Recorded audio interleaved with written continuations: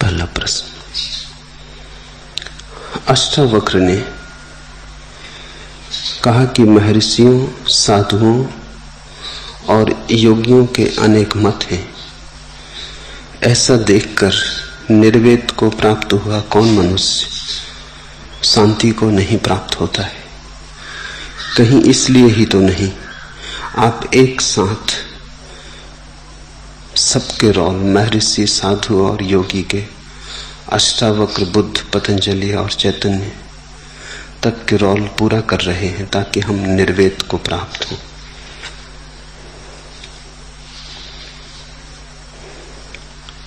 निश्चय ही ऐसा ही है। जिससे मुक्त होना हो उसे जानना जरूरी है। जाने बिना कोई मुक्त नहीं होता। तर्क से मुक्त होना हो तो तर्क को जानना जरूरी है। तर्क में जिनकी गहराई है वे ही तर्क के पार उठ पाते। बुद्धि के पार जाना हो तो बुद्धि में निखार चाहिए। अति बुद्धिमान ही बुद्धि के पार जा पाते। बुद्धि के पार जाने के लिए जितनी धार रखी जा सके बुद्धि पर उतना ही सहयोगी है। वैसे तो ये बात उल्टी दिखाई पड़ेगी, क्योंकि जब बुद्धि से मुक्त होना है तो धार क्यों रखनी? मगर बुद्धू बुद्धि से मुक्त नहीं हो पाते। जिन्होंने बुद्धि का खेल जाना ही नहीं वे तो सदा तत्पर होंगे उस जाल में उलझ जाने को। विश्वास बुद्धि से नीचे है, आस्था बुद्धि के पार है। विश्वास कर लेने के लिए किसी बुद्धिमत्ता की जरूरत नहीं, मूढ़ता पर्याप्त है। लेकिन आस्था को जगाने के लिए बड़ी बुद्धिमत्ता की जरूरत है। बुद्धि के सारी सीढ़ियों को, सरणियों को जो पार करता है उसके ही जीवन में आस्था का प्रकाश होता है। आस्तिक होना सत्य नहीं है। नास्तिक हुए बिना कोई कभी आस्तिक हुआ ही नहीं। जो हुआ हो तो उसकी आस्तिकता सदा कच्ची रहेगी। वो बिना पका घड़ा है। धोखे में मत आ जाना, उसमें पानी भर के मत ले आना, नहीं तो घर आते आते न तो घड़ा रहेगा न पानी रहेगा। आग से गुजरना जरूरी है घड़े के पकने के लिए। इस जगत में जो परम आस्तिक हुए हैं वे परम नास्तिकता की अग्नि से गुजरे। और ये ठीक भी मालूम पड़ता है, क्योंकि जिसे नहीं कहना ही ना आया उसके हां में कितना बल होगा। उसकी हां तो नपुंसक की हां होगी। उसकी नपुंसकता ही उसका विश्वास बनेगी। उसकी कमजोरी, उसकी दीनता ही उसका विश्वास बनेगी। और आस्था तो व्यक्ति को बना देती है सम्राट। आस्था तो व्यक्ति को बना देती है विराट। आस्था तो देती है विभुता, प्रभुता। आस्था से तो साम्राज्य फैलता ही चला जाता है। ऐसा साम्राज्य जिसमें सूर्य का कभी कोई अस्त नहीं होता, क्योंकि वहां अंधकार नहीं है, प्रकाश ही प्रकाश है। नास्तिकता को मैं कहता हूं आस्तिकता की अनिवार्य सीढ़ी। इनकार करना सीखना ही होता है, तभी हमारे हां कहने में कुछ सार्थकता होती। जो आदमी हर बात में हां कह देता हो उसकी हां का कितना मूल्य है। जो आदमी कभी नहीं भी कहता हो उसी के हां में मूल्य हो सकता है। तो दुनिया में तुम्हें दो तरह के आस्तिक मिलेंगे। एक जो भय के कारण आस्तिक है, उनका नास्तिक मौजूद ही रहेगा भीतर। गहरे में तो नास्तिकता रहेगी, ऊपर ऊपर पतली सी परत रहेगी, झिनी झिनी चादर रहेगी आस्तिकता की। जरा खरोंच तो फट जाएगी और नास्तिक बाहर आ जाएगा। सब ठीक चलता रहे तो आस्तिकता बनी रहेगी। जरा अस्त व्यस्त हो जाए कि सब खो जाएगा। तुम्हारा लड़का जवान हो और मर जाए और ईश्वर पर संदेह आ जाएगा। तुम्हारी दुकान ठीक चलती थी और दिवाला निकल जाए और ईश्वर पे संदेह आ जाए।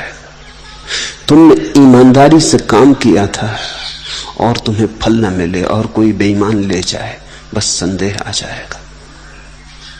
संदेह जैसे तैयार ही बैठा है, जैसे संदेह बिल्कुल हाथ के पास में बैठा है, मौका मिले कि आ जाए। जिनको तुम आस्तिक कहते हो, मंदिरों में मस्जिदों में झुके हुए लोग, प्रार्थना नमाज में, उनके भीतर भी गहरा संदेह, शक उठता है बार बार कि हम जो कर रहे हैं वो ठीक है, लेकिन किए जाते हैं भय के कारण। पता नहीं परमात्मा हो ही, पता नहीं स्वर्ग और नरक हो। इसलिए होशियार आदमी को दोनों का इंतजाम कर लेना चाहिए। एक मुसलमान मौलवी मरने के करीब था। गांव में कोई और पढ़ा लिखा आदमी नहीं था, तो मुल्ला नसरुद्दीन को ही बुला लिया कि वो मरते वक्त मरते आदमी को कुरान पढ़ के सुना दे। मुल्ला ने कहा, कुरान इत्यादि छोड़ो, अभी आखिरी घड़ी में मैं तो तुमसे सिर्फ एक कहता हूं, इस प्रार्थना को मेरे साथ दोहराओ।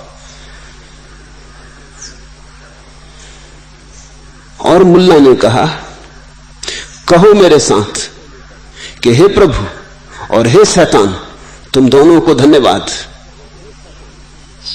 मेरा ख्याल रखना। उस मौलवी ने आंखें खोली, मर तो रहा था लेकिन अभी एकदम होश नहीं खो गया था। उसने कहा, तुम होश में तो हो, तुम क्या कह रहे हो, हे प्रभु हे शैतान? मुल्ला ने कहा, इस आखिरी वक्त में खतरा मोल लेना ठीक नहीं, पता नहीं कौन असली में मालिक हो, तुम दोनों को ही याद कर लो। और फिर पता नहीं तुम कहां जाओ, नरक जाओ कि स्वर्ग जाओ। नरक गए तो शैतान नाराज रहेगा कि तुमने ईश्वर को ही याद किया, मुझे याद नहीं किया। स्वर्ग गए तो ठीक, लेकिन पक्का कहां है? और ऐसी घड़ी में कोई भी खतरा मोल लेना ठीक नहीं, जोखम मोल लेना ठीक नहीं। तुम दोनों को ही खुश कर लो, राजनीति से काम लो थोड़ा। तो जिनको तुम मंदिरों में प्रार्थना करते देखते हो, वो राजनीति से काम ले रहे थोड़ा। इस जगत को भी संभाल रहे हैं, मौत के बाद कुछ होगा तो उसको भी संभाल ले। नहीं हुआ तो कुछ हर्ज नहीं, लेकिन अगर हुआ फिर इस जगत में भी सहारा चाहिए। अकेले बहुत कमजोर है, तो आदमी सहारे की आकांक्षा से ईश्वर को मान लेता।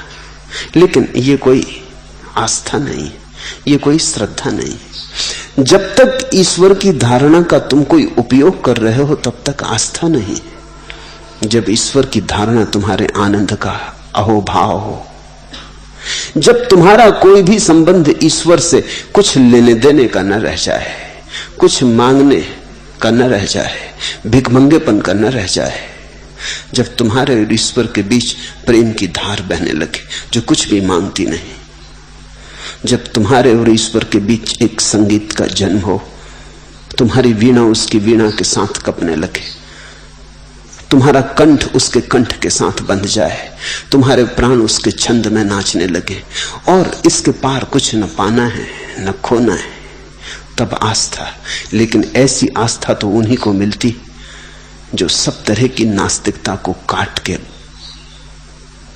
सब तरह की नास्तिकता से गुजर के निकले।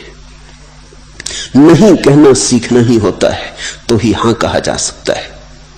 इसलिए मैं तुमसे सारी परंपराओं की बात करता, क्योंकि मैं चाहता हूं कि तुम परंपराओं के पार हो जाओ। इससे मैं तुमसे सारे धर्मों की बात करता, क्योंकि मैं तुम्हें उस परम धर्म की तरफ इशारा करता हूं जो सब धर्मों के पार है। इसलिए कभी मोहम्मद की, कभी महावीर की, कभी पतंजलि की, कभी मीरा की तुमसे बात करता कि तुम्हें यह स्मरण रहे कि सत्य तो एक है, मत बहुत है, अनेक है। इसलिए मतों में सत्य नहीं हो सकता। तुम मत से मुक्त हो सको, पहले तो नास्तिकता को ठीक से जान लेना जरूरी है। नास्तिकता से मुक्त होते से फिर आस्तिकता के जो बहुत से सिद्धांत हैं उनको जान लेना जरूरी है। ताकि उनसे भी तुम मुक्त हो जाओ। तुम ही रह जाओ तुम्हारी परिशुद्धि में, चैतन्य मात्र, चिन्ह मात्र, न कोई आस्था, न कोई मत, न कोई हां, न कोई ना, जहां कोई विकार न रह जाए, दर्पण कोरा हो, बस वहीं तुम अपने घर आ गए। निर्वेद का वही अर्थ है। निर्वेद शब्द में बड़ी बातें छिपी। इसका एक अर्थ होता है निर्भाव, इसका एक अर्थ होता है निर्विचार। ज्ञान के मूल शास्त्र को हम वेद कहते हैं। निर्वेद का अर्थ है समस्त वेदों से मुक्त हो जाना, समस्त ज्ञान से मुक्त हो जाना, ज्ञान मात्र से मुक्त हो जाना, मत, सिद्धांत, धारणाएं, विश्वास, सबसे मुक्त हो जाना, वेद से मुक्त हो जाना। फिर वेद तुम्हारा हो सकता है कुरान हो, मुसलमान का वेद कुरान है, बौद्ध का वेद धम्मपद है, ईसाई का वेद बाइबल है, इससे कुछ फर्क नहीं पड़ता। जहां जहां तुमने सोचा है ज्ञान है, जिन जिन शब्दों में, सिद्धांतों में तुमने सोचा है ज्ञान है, उन सब से मुक्त हो जाना। निर्वेद की दशा का अर्थ होगा निर्विचार की दशा, निर्भाव की दशा। तुम्हारे भीतर कोई शास्त्र नहीं, कोई शब्द नहीं, कोई सिद्धांत नहीं, तुम शून्यवत। तुम फिर हिंदू नहीं, मुसलमान नहीं, ईसाई नहीं, जैन नहीं, बौद्ध नहीं, क्योंकि वो सब नाम तो वेदों से मिलते हैं। किसी ने एक वेद को माना है तो वो हिंदू है, किसी ने दूसरे वेद को माना है तो वो जैन है। किसी ने कहा हमें तो महावीर में ही वेद का अनुभव होता है तो वो जैन है, और किसी ने कहा हमें बुद्ध में वेद का अनुभव होता है तो वो बौद्ध है। लेकिन अष्टावक्र कह रहे हैं परम ज्ञान की अवस्था है जब तुम्हें सिर्फ अपने में ही वेद का अनुभव हो, बाहर के सब वेदों से मुक्ति। निर्वेद, निर्वेद का अर्थ होगा बड़ा कुंवारापन, जैसे ज्ञान है ही नहीं। इसको अज्ञान भी नहीं कह सकते क्योंकि बोध परिपूर्ण है, होश पूरा है, इसको अज्ञान नहीं कह सकते। ये बड़ा ज्ञानपूर्ण अज्ञान है। ईसाई फकीरों ने, विशेषकर तरतुलियन ने, दो विभाजन किए। उसने दो विभाजन किए मनुष्य के जानने के। एक को वो कहता है इग्नोरेंट नॉलेज, अज्ञानी ज्ञान, और एक को वो कहता है नोइंग इग्नोरेंस, जानता हुआ अज्ञान। बड़ा अद्भुत विभाजन किया है तरतुलियन ने। एक तो ऐसा ज्ञान है कि तुम जानते कुछ भी नहीं, खाक भी नहीं, और फिर भी लगता है खूब जानते हो, शास्त्र कंठस्थ है, तोते बन गए हो, मस्तिष्क में सब भरा है, दोहरा सकते हो, ठीक से दोहरा सकते हो, स्मृति तुम्हारी प्रखर है, याददाश्त सुंदर है, तुम दोहरा सकते हो, भाषा का तुम्हें पता है, व्याकरण का तुम्हें पता है, तुम शब्दों का ठीक ठीक अर्थ जुटा सकते हो, और फिर भी तुम कुछ नहीं जानते, क्योंकि जो भी तुमने जाना है उसमें तुम्हारा जानना कुछ भी नहीं, सब उधार है, सब बासा है, मांगा तूंगा है, अपना नहीं है, निज का नहीं है। और जो निज का नहीं है वो कैसा ज्ञान? तो एक तो ज्ञान है जिसके पीछे अज्ञान छिपा रहता है, जिसको हम पंडित कहते हैं, वो ऐसा ही ज्ञानी। पंडित यानी पोपट, पंडित यानी तोता, पंडित यानी दोहराता है, जानता नहीं, कह देता है, लेकिन क्या कह रहा है उसे कुछ भी पता नहीं। यंत्र जैसा है, यांत्रिक है, इग्नोरेंट नॉलेज। और फिर तरतुलियन कहता है एक दूसरा आयाम है, नोइंग इग्नोरेंस, जानता हुआ अज्ञान। निर्वेद का वही अर्थ है। निर्वेद का अर्थ है कुछ भी नहीं जानते, बस इतना ही जानते, और जानना पूरा जागा हुआ है, भीतर दिया जल रहा है अपनी प्रखरता में। उस दिए के आसपास वेदों का कोई भी धुआं नहीं है, उस दिए के आसपास कोई छाया भी नहीं है किसी सिद्धांत की, बस शुद्ध अंतरतम का दिया जल रहा है। उस अंतरतम के दिए के प्रकाश में सब कुछ जाना जाता है, फिर भी जानने का कोई दावा नहीं उठता। उपनिषद कहते हैं, जो कहे मैं जानता हूं, जान लेना नहीं जानता। सुकरात ने कहा है, जब मैं कुछ कुछ जानने लगा तब मुझे पता चला कि मैं कुछ भी नहीं जानता हूं। जब कुछ कुछ जानने लगा तब पता चला कि मैं कुछ भी नहीं जानता हूं। लाओ त्सु ने कहा है, ज्ञानी अज्ञानी जैसा होता है। जीसस ने कहा है, जो बच्चों की भांति भोले हैं वे मेरे प्रभु के राज्य में प्रवेश करेंगे। बच्चों के भांति भोले, बात साफ है। बच्चे में पांडित्य नहीं होता। बच्चे का भी कोई अनुभव ही नहीं है कि पांडित हो सके। अभी कहीं पढ़ा लिखा नहीं, सोचा सुना नहीं, अभी तो भोला भाला है। ऐसा भोला भाला अज्ञान, जानता हुआ अज्ञान। तुम कुछ जानते नहीं, लेकिन तुम प्रज्वलित अग्नि हो। तुम्हारा प्रकाश सब तरफ फैलता है। निर्वेद की दशा बड़ी अनूठी दशा है। इसलिए परम ज्ञानियों ने वेदों को तो अज्ञानियों के लिए माना है। अष्टावक्र भी वही मानते हैं, बुद्ध भी वही मानते हैं, महावीर भी वही मानते हैं। वेदों को तो माना है उनके लिए जिन्हें अभी कुछ भी समझ नहीं है, उनके लिए वेद है। जिनको कुछ भी समझ है वो तो निर्वेद में अपना बोध खोजते हैं, वेद में नहीं। उनकी आंखें तो शब्दातीत शून्य की तरफ उठने लगती, द्वंद्वातीत सत्य की तरफ उनकी उड़ान शुरू हो जाती। तुमसे मैं इन सारे सिद्धांतों की इसलिए बात कर रहा हूं ताकि तुम जान के मुक्त हो सको। तुम परिचित हो लो तो मुक्त हो जाओ, परिचित नहीं हुए तो मुक्त ना हो सकोगे। अगर तुम मुझे सुनते ही रहे शांत भाव से,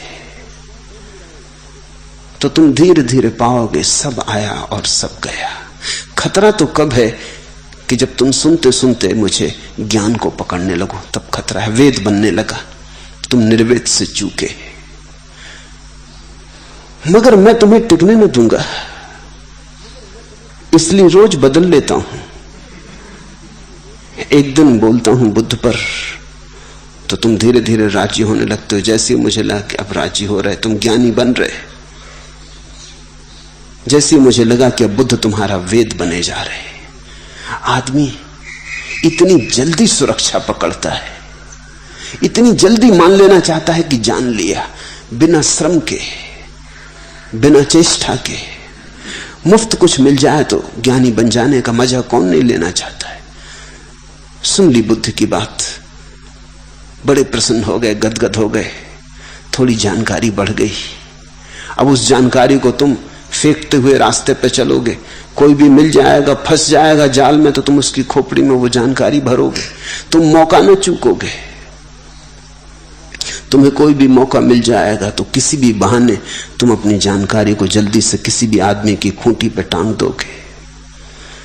तुम निमित्त तलाशोगे कि जहां निमित्त मिल जाए, कोई कुछ पूछ ले, कोई कुछ बात उठा दे, तो तुम अपनी बात ले आओगे। ये जानकारी तुम्हें मुक्त नहीं करवा देगी। ये जानकारी तुम्हारे अहंकार का आभूषण भला हो जाए, ये अहंकार से मुक्ति नहीं होने वाली है। तो जैसे मैं देखता हूं कि तुम बुद्ध को वेद मानने लगे, तो मुझे तत्क्षण महावीर की बात करनी पड़ती, ताकि तुम्हारे पैर के नीचे से जमीन फिर खींच ली जाए। ऐसा मैं बहुत बार करूंगा। ऐसा बार बार होगा तो तुम्हें एक बोध आएगा कि जमीन तो बार बार पैर के नीचे से खींच ली जाती। किसी दिन तो तुम्हें यह समझ में आएगा कि अब जमीन ना बनाए, अब सुन ले और सिद्धांत को ना पकड़े। सुन ले, गुण ले, लेकिन अब किसी मत को ओढ़े ना। जिस दिन तुम्हें यह समझ में आ गई, उसी दिन निर्वेद उपलब्ध हुआ। इन सारी कक्षाओं से गुजर जाना जरूरी है, क्योंकि जिससे तुम नहीं गुजरोगे उसका खतरा शेष रहेगा। कभी अगर मौका आया तो शायद फंस जाओ। इसलिए मैं निरंतर कहता हूं, जिससे भी मुक्त होना हो उसे ठीक से जान लो। जानने के अतिरिक्त न कोई मुक्ति है, न कोई क्रांति है। दूसरा प्रश्न, शिष्य के अंदर अपने सद्गुरु के प्रति उसका प्रेम और शिष्य का अहंकार, क्या दोनों एक साथ टिक सकते? थोड़े दिन टिकते हैं, ज्यादा दिन टिक नहीं सकते, लेकिन प्रथमता तो टिकेंगे। प्रथमता तो जब शिष्य गुरु के पास आता है तो एकदम से थोड़ी अहंकार गिरा देगा, एकदम से थोड़ी अहंकार छोड़ देगा। शुरू में तो शायद अहंकार के कारण ही गुरु के पास आता है। धन खोजा, कुछ नहीं पाया, अहंकार को वहां तृप्ति न मिली। पद खोजा, वहां कुछ न पाया, अहंकार को वहां भी तृप्ति न मिली। अब अहंकार कहता है ज्ञान खोजो। देखा तुमने, अष्टावक्र ने 3 वासनाएं गिनाई, उनमें एक और आखिरी वासना ज्ञान की।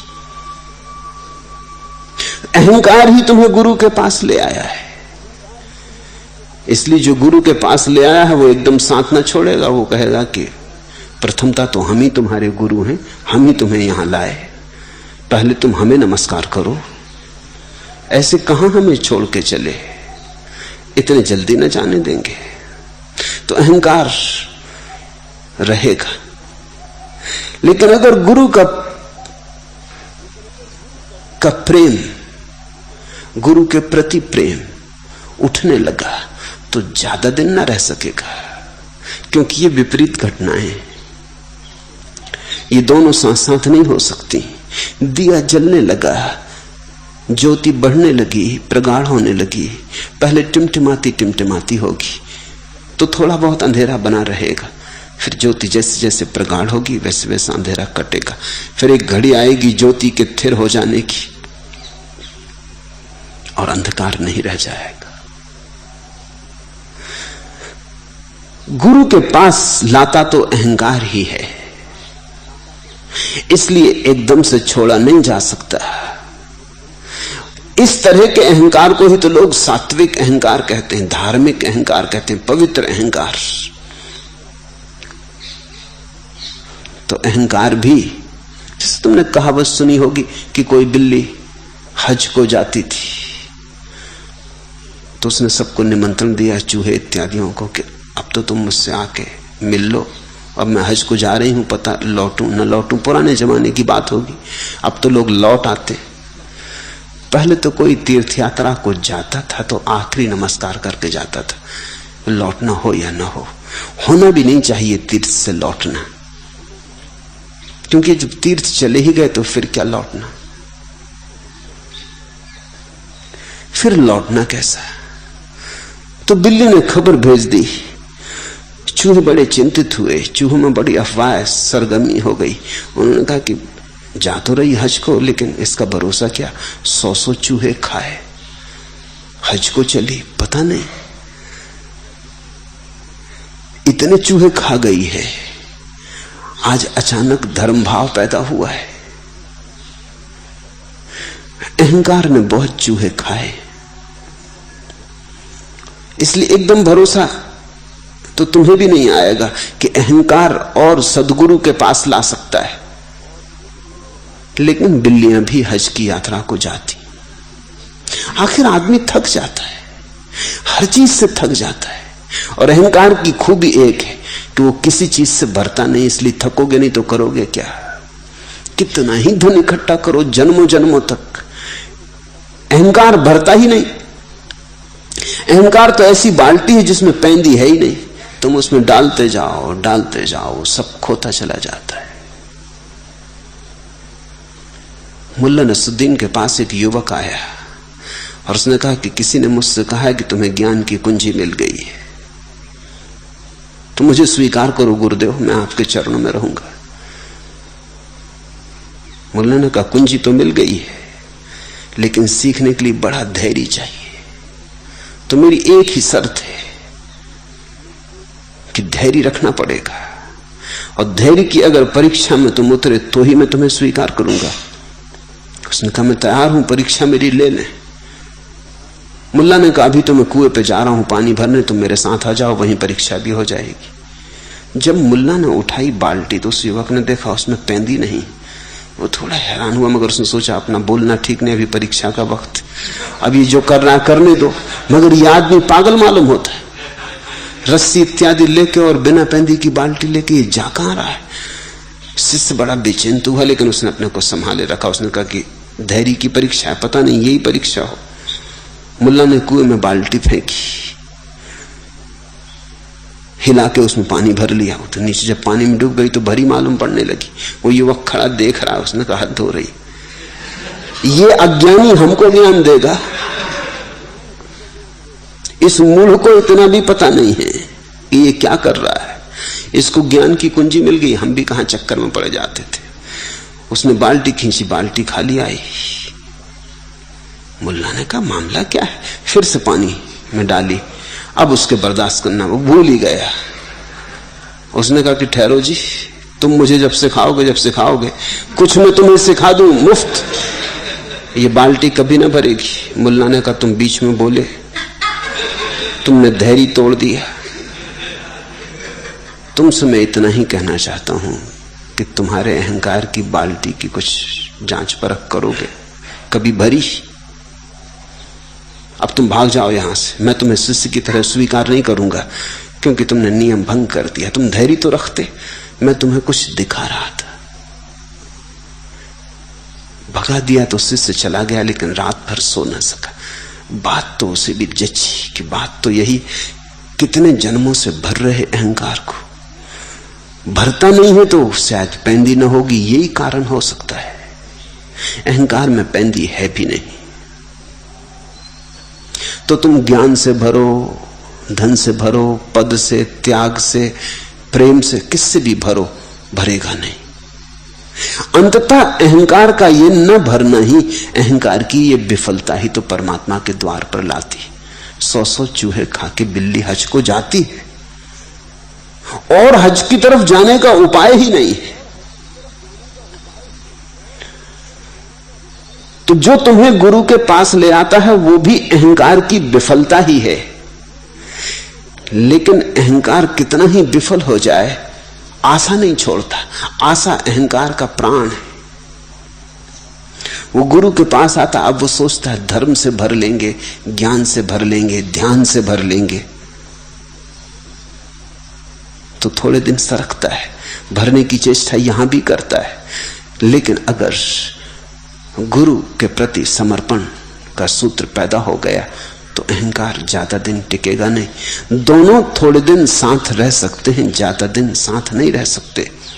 रहीम का एक वचन है, कहूं रहीम कैसे निभे बेर केर को संग, वो डोलत रस आपने उनके फाटत अंग। केले का वृक्ष और बेर का वृक्ष दोनों का साथ साथ होना ज्यादा दिन चल नहीं सकता। कहूं रहीम कैसे निभे बेर केर को संग, वो डोलत रस आपने। बेर तो अपने आनंद में मग्न होकर डोलता है, उनके फाटत अंग, लेकिन उसकी शाखाओं के छूने, कांटे के छूने से केले के तो पत्ते फट जाते। कोई केले के पत्ते फाड़ने के लिए बेर कोई चेष्टा करता नहीं, वो तो अपने रस में डोलता है। हवाएं आ गई सुबह की, मगन होकर नाचने लगता है, लेकिन उसका नाचना ही केले की मौत होने लगती। अगर तुम्हारे भीतर अहंकार भी है जो कि स्वाभाविक, और तुम्हारे प्रति सद्गुरु के प्रति प्रेम भी है जो कि बड़ा अस्वाभाविक, जो कि बड़ी महत्वपूर्ण घटना है, बड़ी अद्वितीय घटना है, अपूर्व घटना है। क्योंकि अपने प्रति प्रेम का नाम तो अहंकार है, किसी और के प्रति प्रेम का नाम निरअहंकार है। और सद्गुरु के प्रति प्रेम का तो अर्थ है कि जहां से तुम्हारे अहंकार को तृप्त करने का कोई भी मौका न मिलेगा। अगर तुम सद्गुरु के समर्पण में, सद्गुरु के सत्संग में नाचने लगे, मदमस्त होने लगे, तो ज्यादा दिन ये अहंकार टिकेगा नहीं। ये तो केर बेर का संग हो जाएगा। इसके तो पत्ते अपने से फट जाएंगे, ये तो अपने से नष्ट हो जाएगा। तुम इस पर विचार भी मत दो, इसका ध्यान भी मत करो, इसकी चिंता भी न लो। तुम तो डूबो सत्संग में, समर्पण में। ये धीरे धीरे अपने से विदा हो जाएगा। इसे विदा करने की चेष्टा भी मत करना, क्योंकि इस पे ध्यान देना ही खतरनाक है। इसकी उपेक्षा ही इससे मुक्ति का उपाय है। रहने दो, जब तक है ठीक है, तुम इसकी फिक्र मत करो। तुम तो अपनी सारी ऊर्जा समर्पण में डालो। जैसे कोई आदमी सीढ़ी चढ़ता है तो तुमने देखा, एक पैर पुरानी सीढ़ी पे होता है, एक पैर नई सीढ़ी पे रखता है। फिर जब नई सीढ़ी पे पैर जम जाता तो पिछले पैर को उठा लेता है, फिर नए पैर को आगे की सीढ़ी पे रखता है। लेकिन ऐसी बहुत घड़ियां होती हैं जब एक पैर पुरानी सीढ़ी पे होता है और एक नई सीढ़ी पे होता है, तभी तो गति होती। अहंकार तुम्हारी अब तक की सीढ़ी है, समर्पण तुम्हारा पैर है नए की तलाश में। जब तक नए पे पैर न पड़ जाए तब तक पुराने से पैर हटाया भी नहीं जा सकता। हटाना भी मत, नहीं तो मुंह के बल गिरोगे। जब पैर जम जाए नई सीढ़ी पर तो फिर उठा लेना, फिर कोई डर नहीं है। एक बार पैर को समर्पण में जम जाने दो, अहंकार से उठ जाने में ज्यादा अड़चन ना आएगी। लेकिन जल्दी की भी कोई जरूरत नहीं। चीजों को उनके स्वाभाविक ढंग से धैर्यपूर्वक होने दो। इससे चिंता मत लेना कि मुझ में अहंकार है तो कैसे समर्पण होगा। कमरे में अंधेरा होता है तो तुम ये पूछते हो, कमरे में इतना अंधेरा है और दिन 2 दिन का नहीं, जन्मों जन्मों का है, न मालूम कब से है। यहां दिया जलाएंगे, छोटा सा जलेगा, इतने अहंकार में दिया जलेगा, ऐसा तुम पूछते नहीं, क्योंकि तुम जानते हो अहंकार या अंधकार कितना ही सदियों पुराना हो, उसका कोई अस्तित्व नहीं है। दिया जले बोध का, समर्पण का, प्रेम का। तो जैसे अंधकार दिए के जलने पर विसर्जित हो जाता है, नानुच भी नहीं करता, ये भी नहीं कहता खड़े होके कि ये क्या अन्याय हो रहा है, मैं इस कमरे में हजारों साल से था और आज तुम अचानक आ गए मेहमान की तरह और मुझे निकलना पड़ रहा है। मैं मेजबान हूं, तुम मेहमान हो, दिया अभी जला है, मैं कब से यहां मौजूद हूं। नहीं, अंधकार शिकायत भी नहीं करता, कर ही नहीं सकता। अंधकार का कोई बल थोड़ी है, वो तो था ही इसलिए कि दिया नहीं था। अब दिया आ गया, अंधकार गया। तो अगर तुम्हारे भीतर समर्पण का भाव पैदा हो गया है तो घबराओ मत। अहंकार कितना ही प्राचीन हो, इस समर्पण की नई सी फूटती कौपल के सामने भी टिक ना सकेगा। ये छोटी सी जो ज्योति तुम्हारे भीतर समर्पण की पैदा हुई है, ये पर्याप्त है। ये सदियों पुराने, जन्मों पुराने अहंकार को जला के राख कर देगी। इसका बल बड़ा है, इसका बल तुम्हें पता नहीं है, इसलिए चिंता उठती। और इस चिंता में तुम कहीं भूल मत कर बैठना, तुम इस चिंता में कहीं अहंकार के संबंध में बहुत विचार मत करने लगना कि कैसे इसे छोड़ें, कैसे इसे हटाएं।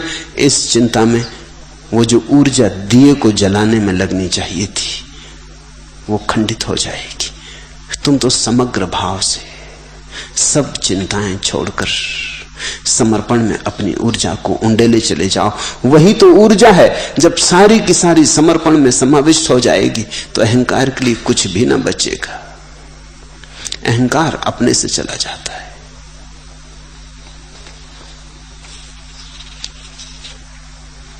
तीसरा प्रश्न, मेरे जीवन के कोरे कागज पर आपने क्या लिख दिया कि मेरा जीवन ही बदल गया। जिस प्रेम और आनंद की मुझे तलाश जन्मों से थी, वह प्रेम और आनंद मुझे अयाचित गुरु प्रसाद के रूप में मिल गया। मैं तो इसका पात्र भी नहीं था। प्रभु, जो संपदा आपने मुझे दी है उसको मैं बांटना चाहता हूं। कृपा कर निर्देश और आशीष दे। पहली तो बात, तुम्हारे जीवन के कोरे कागज पर मैंने कुछ लिखा नहीं। तुम्हारे जीवन का कागज कोरा नहीं था, उसे कोरा किया। इस भ्रांति को पालना मत, अन्यथा ज्ञान की जगह जानकारी में जकड़ जाओगे। मैंने तुम्हारे जीवन के कागज पर कुछ लिखा नहीं, तुमने लिख लिया हो तो मेरी कोई जिम्मेवारी नहीं। मेरी तो सारी चेष्टा तुम्हारे जीवन के कागज पर जो तुमने लिख रखा है उसको पोंछ डालने की है। मैं तुम्हारी सारी जानकारी छीन लेना चाहता हूं। मैं तुम्हें निपट निर्वेद की दशा में छोड़ देना चाहता हूं। निर्वेद ही निर्वाण है, और वही हुआ भी है। लेकिन तुम्हारी पुरानी आदत देखने और सोचने की गलत व्याख्या किए चली जाती है। वही हुआ भी है। तुम कहते हो मेरे जीवन के कोरे कागज पर आपने क्या लिख दिया कि मेरा जीवन ही बदल गया। मैंने कुछ भी नहीं लिखा है, क्योंकि लिखने से कभी किसी का जीवन बदला नहीं। लिखने से तो जो लिखा था उसमें ही और थोड़ा जुड़ जाता है। सब लिखा हुआ फुटनोट सिद्ध होता है। तुम्हारी किताब बहुत पुरानी, तुम बड़ा शास्त्र लिए बैठे हो, बड़ी बही खाता है। इसमें मैं कुछ लिखूंगा तो वो भी एक फुटनोट बनेगा, इससे ज्यादा कुछ होने वाला नहीं।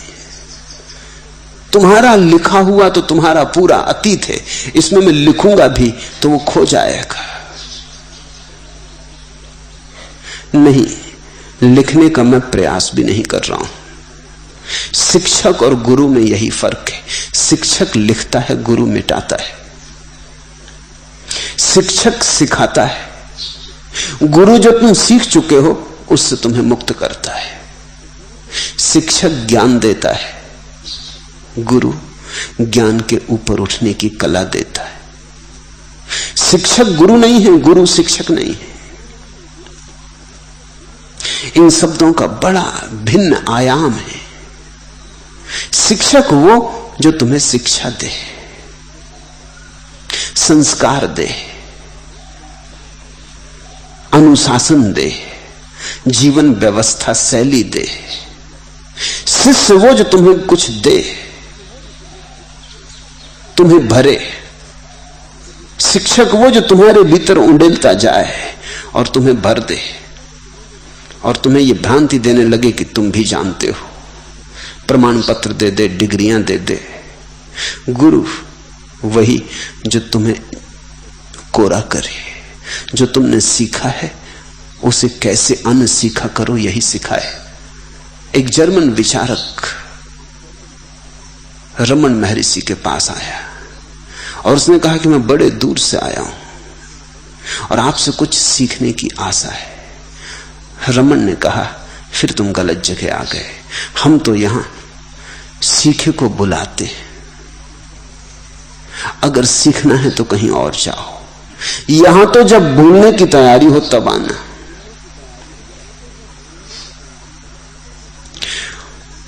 लेकिन वही हुआ है जो मैं कह रहा हूं, क्योंकि अगर वह नहीं हुआ होता तो वो जो तुम्हें जीवन की बदलाहट मालूम हो रही वो बदलाहट नहीं हो सकती थी। तुम्हारे पुराने जाल में कुछ भी जोड़ दो, तुम्हारे पुराने खंडर में कुछ भी जोड़ दो, कुछ फर्क होने वाला नहीं। तुम्हारा खंडर खंडर रहेगा। तुम्हारी प्राचीनता बड़ी है, उसमें कुछ भी नया जोड़ा जाए वो खो जाएगा। वो तो ऐसा है जैसे सागर में कोई एक चम्मच शक्कर डाल दे और आशा करे कि सागर मीठा हो जाएगा।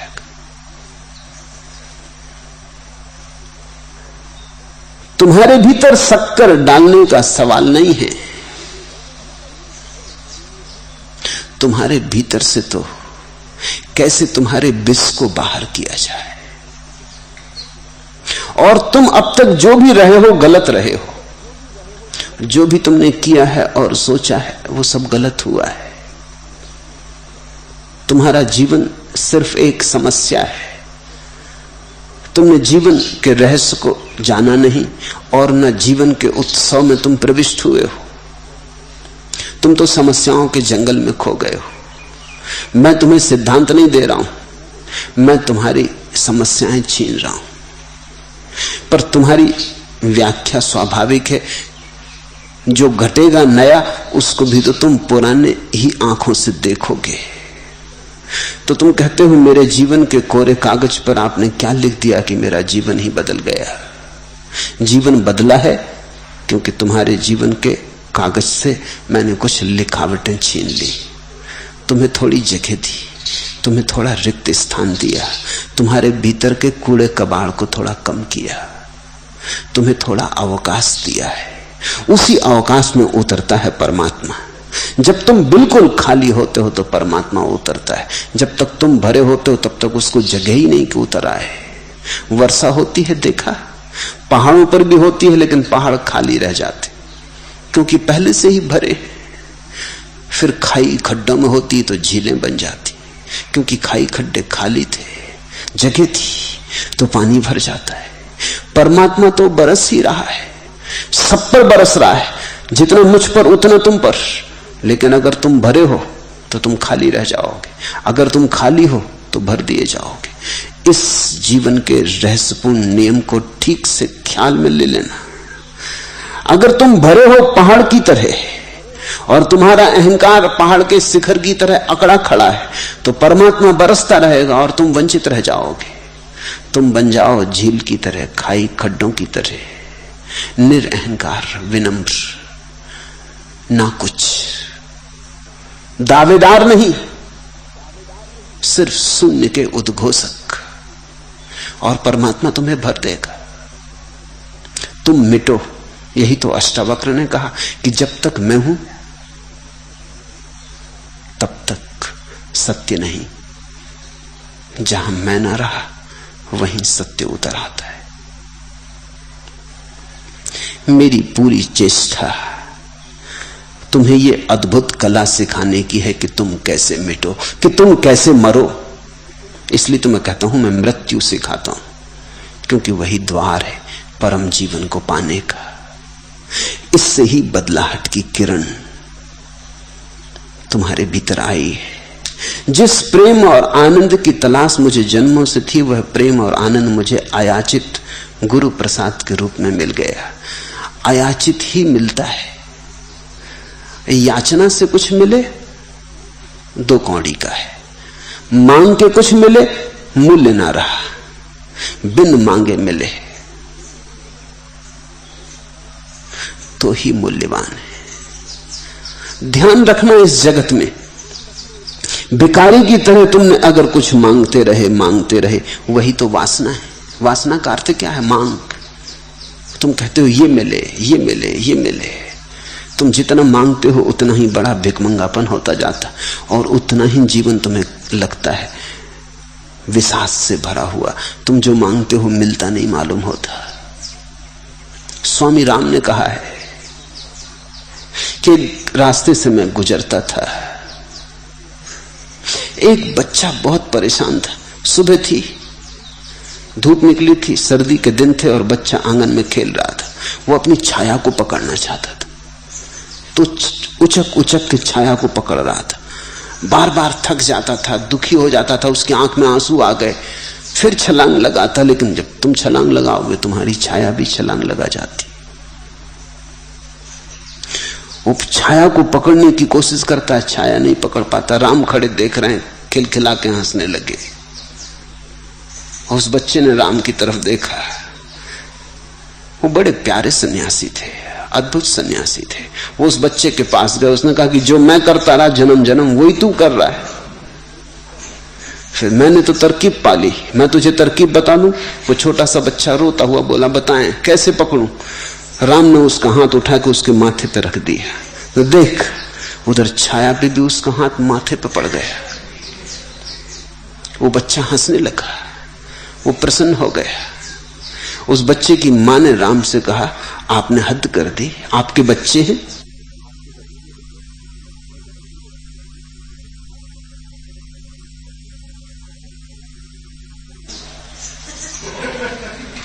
राम ने कहा, मेरे बच्चे तो नहीं, लेकिन जन्मों जन्मों का यही अनुभव मेरा भी है। जब तक दौड़ो पकड़ो हाथ कुछ नहीं आता। जब अपने पे हाथ रख के बैठ जाओ, हाथ फैलाओ ही मत, मांगो ही मत, दौड़ो ही मत, छीना झपटी छोड़ो, सब मिल जाता है। राम ने कहा, मैंने एक घर क्या छोड़ा, सारा विश्व मेरा हो गया। एक कुटिया, एक आंगन क्या छोड़ा, सारा आकाश मेरा आंगन हो गया। अब चांद तारे मेरे आंगन में चलते, सूरज मेरे आंगन में निकलता है। तुम्हारे जीवन में जो भी महत्वपूर्ण घटेगा अयाचित घटेगा, और नहीं घट रहा है क्योंकि तुम याचना से भरे हो। तुम्हारी याचना ही अवरोध बन रही है। मांगो मत। अगर चाहते हो तो मांगो मत, अगर चाहते हो तो चाहो मत। होगा, अपने से हो जाता है। ये तुम ही थोड़ी परमात्मा को तलाश रहे हो, परमात्मा तुम्हें भी तलाश रहा है। अगर तुम ही तलाश रहे होते तो खोजना मुश्किल था। अगर वो छिप रहा होता तो खोजना मुश्किल था। कैसे तुम तलाशते? कुछ पता ठिकाना भी तो नहीं उसका। वो भी तुम्हें तलाश रहा है। उसके भी अदृश्य हाथ तुम्हारे आसपास आते हैं, मगर तुम्हें मौजूद ही नहीं पाते। तुम कुछ और ही खोज में निकल गए हो।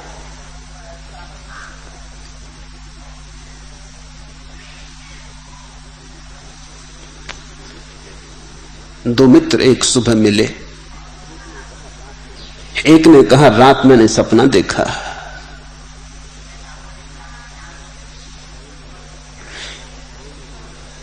कि गांव में जो प्रदर्शनी नुमाइश लगी है, मैं उसे देखने गया हूं, बड़ा मजा आया। सपने में नुमाइश गया हूं देखने, बड़ा मजा आया। दूसरे ने कहा, इसमें क्या रखा? रात मैंने सपना देखा कि हेमा मालिनी और मैं दोनों एक नाव पर सवार, पूर्णिमा की रात, शरद पूर्णिमा। मित्र जरा उदास हो गया। उसने कहा, अरे तो तुमने मुझे क्यों नहीं बुलाया? तो उसने कहा, मैं गया था। तुम्हारी मां ने कहा कि वो तो नुमाइश में गए। परमात्मा तुम्हारे पास आता है, लेकिन तुम कहीं और हो। तुम कभी घर मिलते नहीं, तुम कोई और सपना देख रहे हो। तुम किसी नुमाइश में गए हो, तुम किसी मेले में भटक रहे हो। तुम वहां तो होते नहीं जहां तुम दिखाई पड़ते हो। और परमात्मा अभी तक नहीं समझ पाया और कभी नहीं समझ पाएगा, क्योंकि परमात्मा तो वहीं होता है जहां दिखाई पड़ता है। वो अभी भी नहीं समझ पाया कि यह असंभव कैसे घट रहा है कि आदमी जहां दिखाई पड़ता है वहां होता नहीं। वो तुम्हें वहीं खोजता है, अपने सीधे सरलपन में जहां तुम दिखाई पड़ते हो, लेकिन वहां तुम होते नहीं। बैठे पूना में हो सकते हो और हो दिल्ली में, हो सकते हो कि बैठे दफ्तर के बाहर एक छोटे से मूढ़े पर चपरासी और सोच रहे हो कि राष्ट्रपति हो गए हो। जो तुम सोच रहे हो वहीं तुम्हारा होना है। यहां तो देह बैठी है मुर्दे की भांति, लेकिन परमात्मा यहीं खोजेगा। और तुम्हारा मन याचनाओं के जाल में भागा हुआ भविष्य में न मालूम कहां कहां पर मारते हो तुम। जिस दिन तुम कुछ न मांगोगे उस दिन एक क्रांति घटती, उस दिन तुम अपने घर होते हो। जब मांग ही नहीं रही तो कहीं जाना ना रहा। मांग ले जाती, दूर दूर भटकाती, चांद तारों में, भविष्य में, स्वर्ग नरकों में। मांग के, याचना के कारण ही समय पैदा होता है। मैं जब कहता हूं मांग के कारण समय पैदा होता है, तो तुम घड़ी के समय की मत सोचना। घड़ी का समय तो अलग बात है, लेकिन तुम्हारे अंतस जगत में जो समय है, जो काल की घटना घटती है, वो याचना के कारण घटती है। तुम मांगते हो इसलिए भविष्य पैदा होता है। अगर तुम मांगो ना तो कैसा भविष्य? अगर तुम कल के संबंध में न सोचो तो कैसा कल? तो फिर सिर्फ आज है। आज भी कहना ठीक नहीं, अभी है, यही क्षण, बस एक क्षण ही सदा है। यही क्षण, यही शाश्वत है। अयाचित मिलता है परमात्मा, क्योंकि जब तुम याचना नहीं करते समय मिट जाता। समय में भटकने के सपने मिट जाते। जब तुम याचना नहीं करते तब तुम ठीक वहां होते हो जहां तुम हो। तुम अपने केंद्र पर होते हो। वहीं परमात्मा का हाथ तुम्हें खोज सकता है और कहीं नहीं खोज सकता। इसलिए अष्टावक्र ने कहा, जो जैसा है उसे वैसा ही जान लेना। जो प्राप्त है उस प्राप्त में संतुष्ट हो जाना, तो फिर तुम वहीं रहोगे जहां तुम हो। जो प्राप्त है उसमें संतुष्ट, और जो जैसा है उसका वैसा ही स्वीकार। न सुख की आकांक्षा, न दुख से बचने का उपाय। सुख है तो सुख है, दुख है तो दुख है, तुम साक्षी मात्र। इस घड़ी में अयाचित स्वर्ग का राज्य तुम पर बरस उठता। तुम थोड़ी स्वर्ग के राज्य में जाते हो, स्वर्ग का राज्य तुम पर बरस जाता है। अयाचित गुरु प्रसाद के रूप में मिल गया, और गुरु तो केवल द्वार है। अगर तुम गुरु के पास झुके तो तुम द्वार के पास झुके। गुरु कोई व्यक्ति नहीं है, और गुरु को भूल के भी व्यक्ति की तरह सोचना मत, अन्यथा गुरु को तुमने व्यक्ति सोचा कि दीवाल बना लिया। गुरु व्यक्ति नहीं है, गुरु तो एक घटना है, एक अपूर्व घटना है। उसके पास झुक के अगर तुमने देखा तो तुम गुरु के आर पार देख पाओगे। गुरु है ही नहीं है, इसीलिए गुरु है।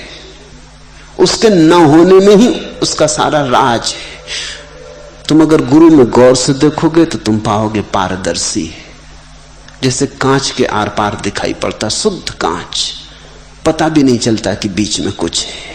ऐसा गुरु है पारदर्शी व्यक्तित्व, ठोस नहीं है उसके भीतर कुछ भी।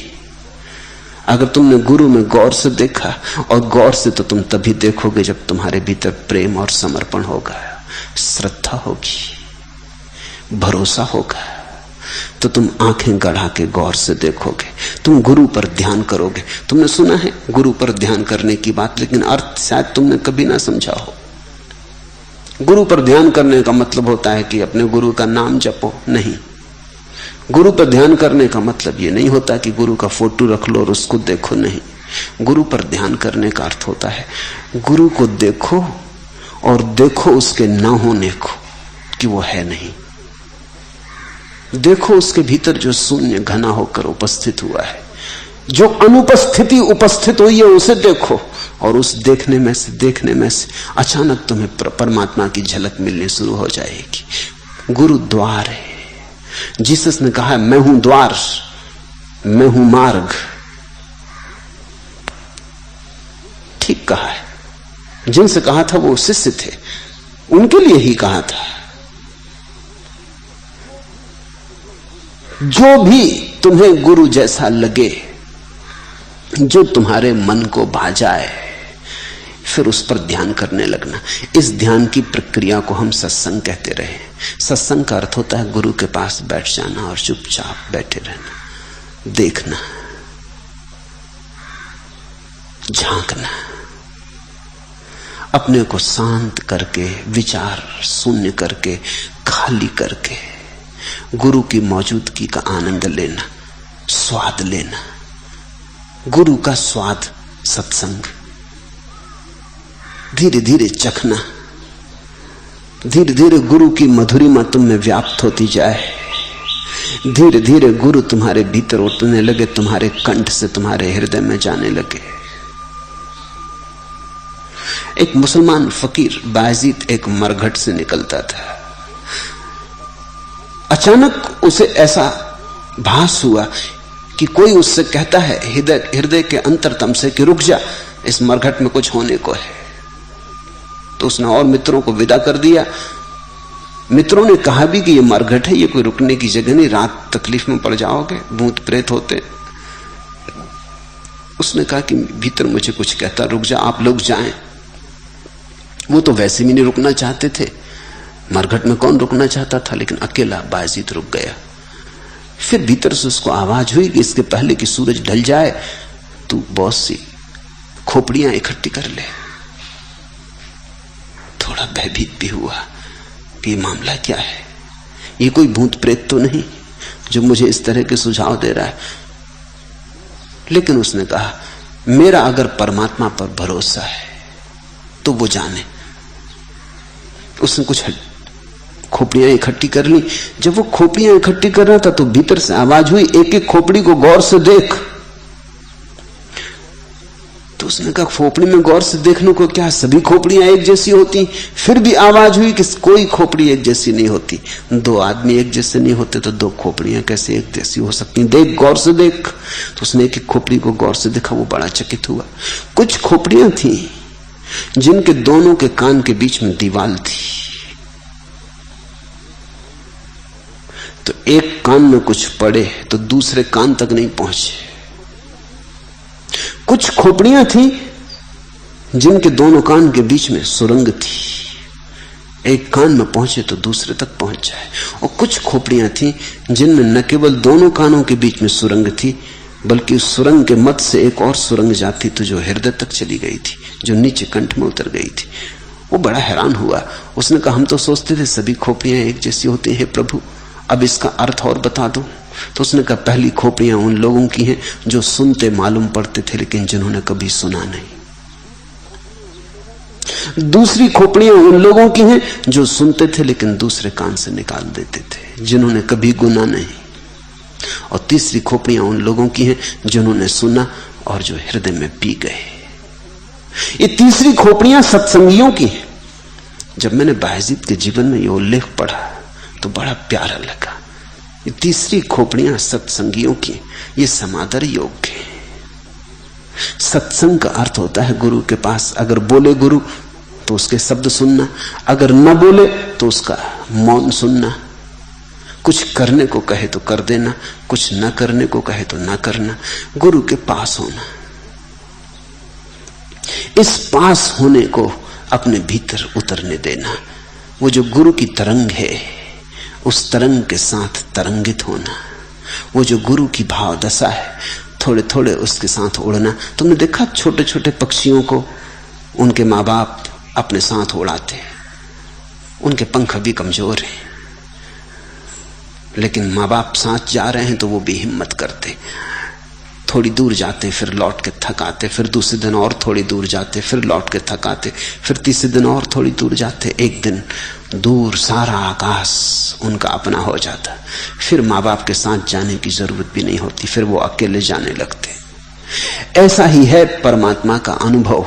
गुरु के साथ थोड़ा थोड़ा उड़ के तुम्हारे पंख मजबूत हो जाएं, थोड़ा थोड़ा जाते जाते तुम्हारी हिम्मत बढ़ती जाएगी, श्रद्धा स्वयं पर भरोसा पैदा होगा।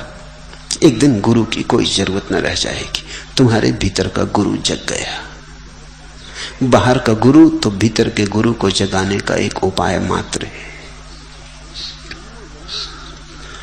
जन्मों जन्मों से जिसकी मुझे खोज थी वो प्रेम और आनंद मुझे अयाचित गुरु प्रसाद के रूप में मिल गया।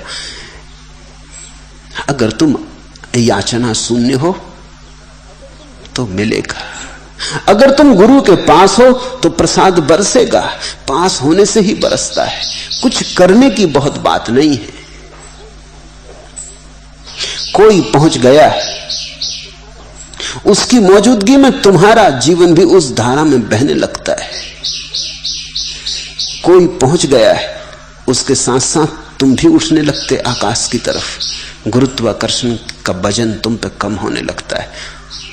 कोई उड़ चुका, किसी ने जान लिया कि उड़ने की घटना होती है, घटती है, किसी का सारा आकाश अपना हो गया। उसकी मौजूदगी में तुम भी अपने पंख धीरे धीरे फड़फड़ाने लगते हो। बस इतना ही। मैं तो इसका पात्र भी नहीं था।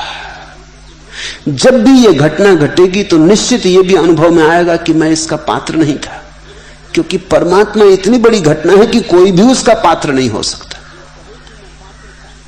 जो कहे कि मैं पात्र था उसे तो परमात्मा घटता ही नहीं।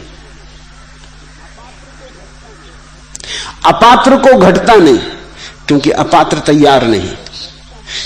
सुपात्र को घटता है, लेकिन तभी जब सुपात्र कहता है मैं बिल्कुल अपात्र हूं। ये विरोधाभास देखते हो। अपात्र को घटता नहीं क्योंकि उसका पात्र तैयार नहीं, फूटा है, जगह जगह से टूटा है। अगर ठीक भी है तो उल्टा रखा है। बरसते रहो लाख उस पे, सब बह जाएगा, उसमें ना भरेगा। या सीधा भी रखा है तो ढक्कन बंद है, उसका ढक्कन भीतर न जाने देगा, खुला नहीं, कुछ भीतर लेने को राजी नहीं। अपात्र को तो कभी परमात्मा नहीं घटता, सुपात्र को घटता है। सुपात्र का अर्थ है जिसमें छिद्र नहीं, सुपात्र का अर्थ है जो उल्टा नहीं रखा, सुपात्र का अर्थ है जो सीधा रखा है, सुपात्र का अर्थ है जिसका ढक्कन खुला है, ढक्कन बंद नहीं। बस यही तो शिष्यत्व है। लेकिन सुपात्र का एक अनिवार्य अंग है ये भाव कि मैं बिल्कुल अपात्र हूं, मैं इतना छोटा सा पात्र, इतनी बड़ी घटना मुझ में घटेगी कैसे? तुम सीधे भला रखे रहो, ढक्कन खोल के रखे रहो, छिद्र भी नहीं है, तो भी इतनी बड़ी घटना मुझ में घट सकती है, ये कभी भरोसा नहीं आता। जब घट जाता है तब भी भरोसा नहीं आता। सूफी फकीर कहते हैं कि संसार से परमात्मा को जोड़ने वाला जो सेतु है, उसके इस पार खड़े होकर भरोसा नहीं आता कि इस सेतु दूसरी पार जाता होगा, क्योंकि दूसरा पार दिखाई ही नहीं पड़ता। ये सेतु कहीं रास्ते में ही त्रिशंकु की तरह अटका तो नहीं देगा, क्योंकि दूसरा किनारा तो दिखाई ही नहीं पड़ता है। और जब कोई उस सेतु पर चढ़ के दूसरे किनारे पर पहुंच जाता है तब भी ये भरोसा नहीं आता, क्योंकि अब पहला किनारा दिखाई नहीं पड़ता। अब शक सुबह होने लगता है कि पहला किनारा था भी। घटना इतनी बड़ी है, इस तरफ से भी समझ में नहीं आती, उस तरफ से भी समझ में नहीं आती। घटना इतनी बड़ी है, समझ से बड़ी है, इसलिए समझ में नहीं आती। पात्र छोटा है, जो प्रसाद बरसता है वो बहुत बड़ा है। पात्र की सीमा है, प्रसाद है असीम, अनिर्वचनीय, अव्याख्य। इसलिए सुपात्र की अनिवार्य शर्त है इस बात का बोध कि मैं तो अपात्र हूं। जो दावेदार बना वो परमात्मा से चूका। जिसने कहा मुझे मिलना चाहिए, क्योंकि देखो कितनी मैंने की तपस्या, कितने उपवास, कितने व्रत, कितने नियम, कितने अनुशासन, कितना ध्यान, कितनी नमाज, कितनी प्रार्थना, मुझे मिलना चाहिए, ये मेरा हिसाब है, मेरे साथ अन्याय हो रहा है, ये देखो तो मैंने क्या क्या किया। वो चूक जाएगा, उसके इस दावे में ही चूक जाएगा, क्योंकि दावा क्षुद्र का है। तुमने कितने बार सिर झुकाया, इससे क्या लेना देना? परमात्मा के मिलने से क्या संगति है कि तुमने नमाज में बहुत सिर झुकाया, कवायत हो गई होगी तो उसका तुम्हें लाभ भी मिल गया होगा। कि तुमने योगासन किए तो ठीक, तुम थोड़े ज्यादा दिन जिंदा रह लिए होगे।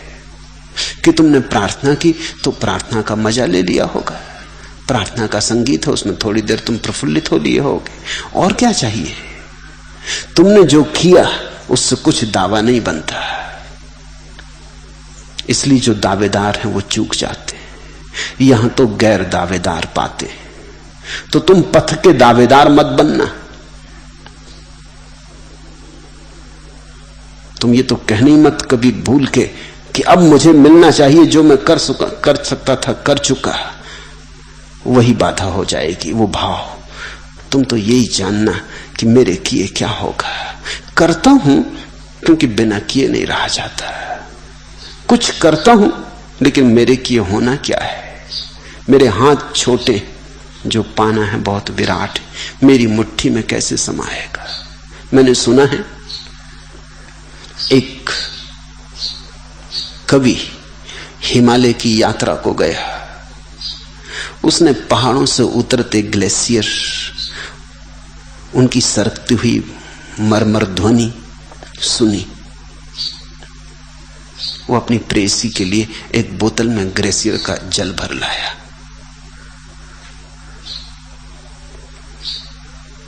घर आके जब बोतल से जल उंडेला तो घुप घुप, इसके सिवा कुछ आवाज न हुई। उसने कहा ये मामला क्या है? क्योंकि जब मैंने ग्लेशियर में देखा था उतरता पहाड़ से जलधार, बहती जलधार में बर्फ की चट्टानें, तो ऐसा मधुर रव था। वो कहां गया? तुम कोशिश करके देख सकते हो। गए समुद्र के तट पर, देखी समुद्र की उत्तुंग लहरें टकराती चट्टानों से, करती शोरगुल, देखा उनका नृत्य, आह्लादित हुए, भर लाए एक बोतल में थोड़ा सा सागर, घर आके उंडेला, गुप गुप, वो सारी तूफानी आवाजें, सागर का वो विराट रूप, वो तांडव नृत्य, कुछ भी नहीं, गुप गुप सब खो जाता है। हमारी बोतलें बड़ी छोटी, परमात्मा का सागर सभी सागरों से बड़ा है। हमारी समझ बड़ी छोटी है। हम इस समझ में ना तो अनंत सौंदर्य भर पाते, ना अनंत सत्य भर पाते, ना अनंत जीवन भर पाते। इसलिए दावेदार मत बनना। ये लक्षण है शिष्य का कि वो जानता रहे कि मैं तो इसका पात्र ही नहीं, और तुम पात्र हो जाओगे। जानते जानते कि मैं पात्र नहीं, पात्रता बड़ी होगी। तुम जिस दिन कहोगे मैं बिल्कुल अपात्र हूं, उसी क्षण घटना घट जाएगी, उसी क्षण सब तुम्हारे भीतर उतर आएगा। तुम्हारे न होने में सब है, तुम्हारे होने में सब अटका है। जो संपदा आपने मुझे दी उसको मैं बांटना चाहता हूं। कृपा पूर्वक निर्देश और आशीष दें। चाहे मत लाओ बीच में, बांटना चाहते हो तो गड़बड़ हो जाएगी, बटेगी। तुम प्रतीक्षा करो, जब तुम खूब भर जाओगे तो ऊपर से बहेगी। जल्दी मत करना, क्योंकि बांटने की अगर चेष्टा की तो उसी चेष्टा में तुम्हारा अहंकार फिर से खड़ा हो सकता है, और उसी चेष्टा में जो ज्ञान की तरह बन रहा था वो जानकारी की तरह मर जा सकता है। तुम चेष्टा मत करना, तुम प्रतीक्षा करो। जैसे अयाचित घटना घटी है, ऐसे ही अयाचित तुमसे बटनी भी शुरू हो जाएगी। क्या होगा, एक पात्र रखा है, वर्षा का जल गिर रहा है, भर गया भर गया भर गया, क्या होगा फिर पात्र के ऊपर से जलधार बहेगी। बड़ी से बड़ी झीलें भर जाती तो उनके ऊपर से जलधार बहने लगती, नदियां भर जाती तो बाढ़ आ जाती। जब तुम्हारे भीतर इतना भर जाएगा कि तुम न संभाल सकोगे, तब अपने से बहेगा। बस उसकी प्रतीक्षा करो, और कोई निर्देश मैं न दूंगा, क्योंकि तुमने कोई भी चेष्टा की तो खराब कर लोगे। तुम्हारी चेष्टा विकृति लाएगी। तुम तो कहो जब तुझे बटना हो बट जाना, फिर जब बटने लगे तो तुम रोकना मत। तुम अपने को बीच से हटा लो, न तुम बांटना न तुम रोकना। दो तरह के लोग हैं। कुछ हैं जब जिनके जीवन में थोड़ी सी किरण आती तो वो तत्क्षण उत्सुक होते हैं बांटने, स्वाभाविक है, क्योंकि जो इतना प्रीतिपूर्ण हमें घटता है हम चाहते हैं हमारे प्रियजनों को भी मिल जाए। ये बिल्कुल मानवीय है। पति को मिला तो सोचता पत्नी को कहते हैं, पत्नी को मिला तो सोचती पति को कहते हैं, किसी को मिला तो सोचता जाऊं अपने मित्रों को खबर दे दूं कि तुम कहां भटक रहे हो, मिल सकता है, मिला है, मैं स्वाद लेके आ रहा हूं। अब ये मैं कोई धारणा की बात नहीं कर रहा हूं, अनुभव की कह रहा हूं। तो तुम्हारा मन होता है कि तुम कह दो जाके, मगर गलती में पड़ जाओगे। तुमने अगर चेष्टा करके कहा तो तुम अभी पूरे ना भरे थे, और घड़ा जब तक पूरा नहीं भरता तब तक शोरगुल करता है, जब भर जाता है तब मौन से बहता है। मौन से ही जाने देना इस बात को, और ध्यान रखना तुमने अगर शोरगुल किया तो अड़चन होगी। एक बात ख्याल में लो, अगर पति को मिल गई कोई बात, ध्यान की थोड़ी सी संपदा मिली, स्वाभाविक है कि चाहे अपनी पत्नी को दे दे। और क्षुद्र संपदाएं भी पत्नी को दी थी, इसके मुकाबले तो क्या भेंट होगी। सोचता है अपनी पत्नी को दे दे, लेकिन चेष्टा की कि अड़चन हो जाएगी।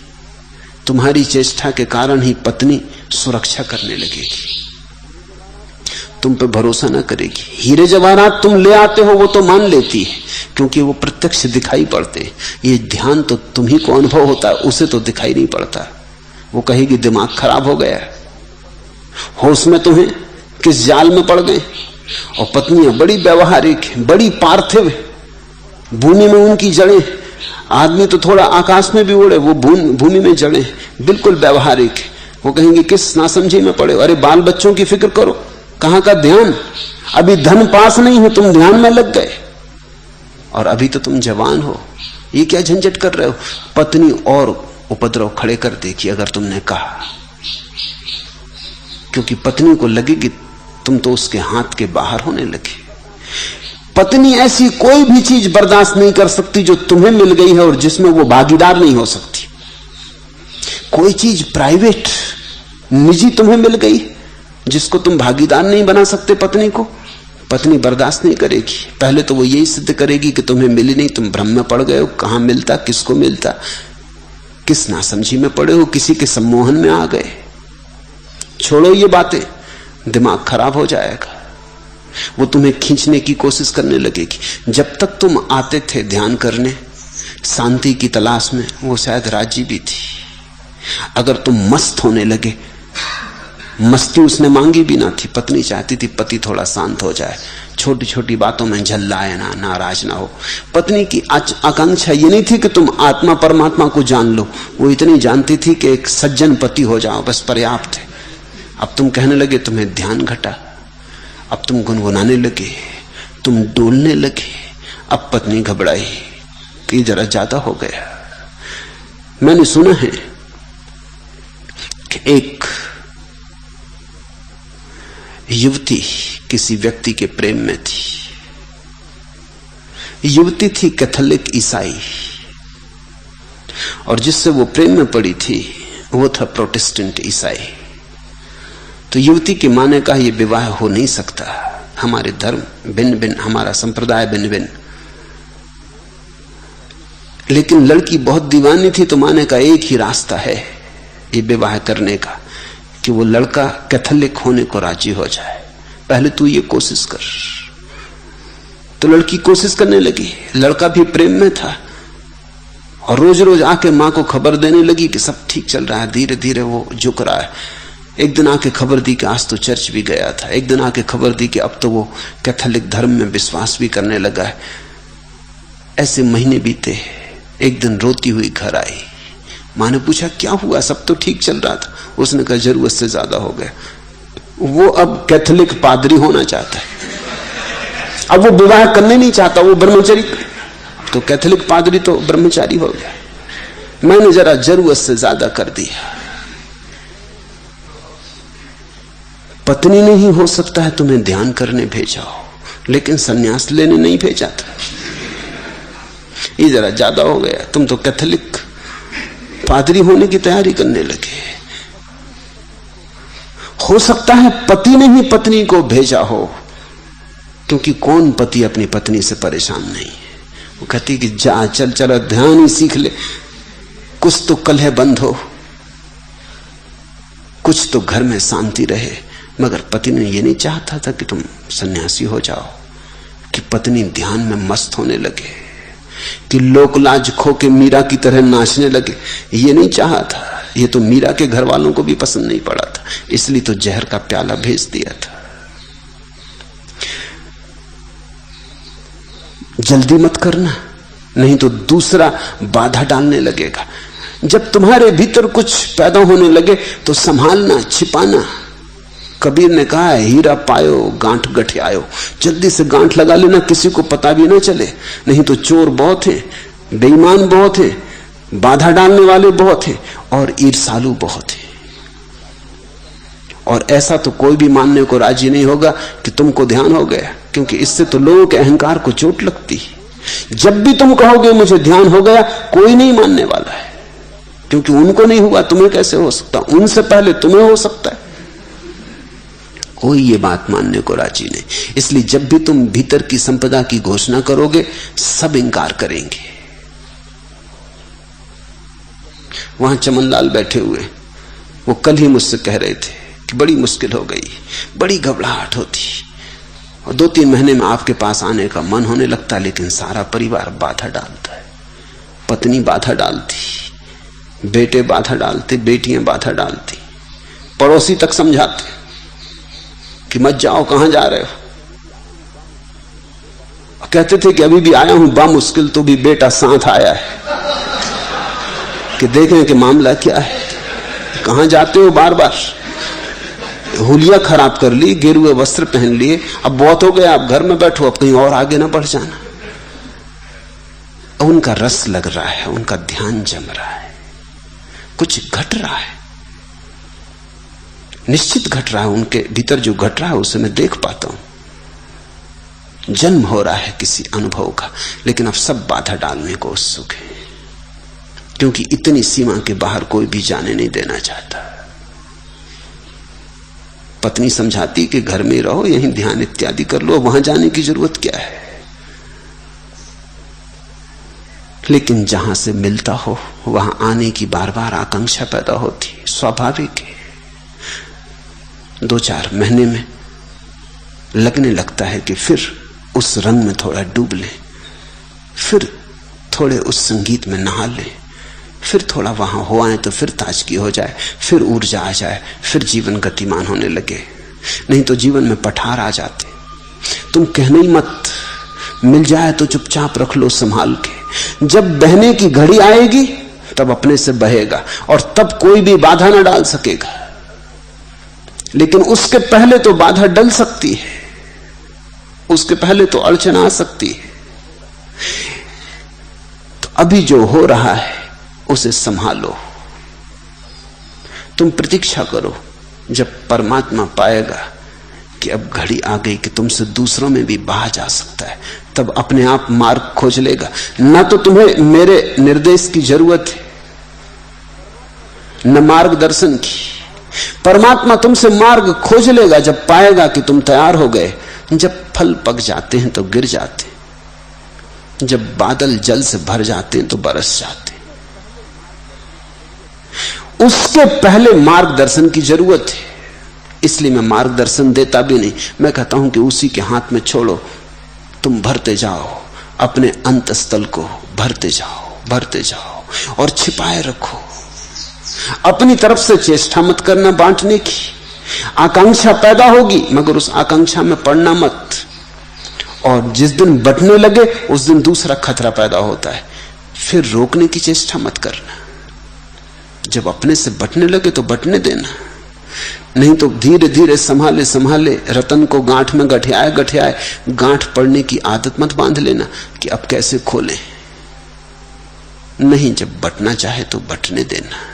तुम प्रभु की मर्जी से जियो, उससे कहो जो तेरी मर्जी, तेरी मर्जी पूरी हो।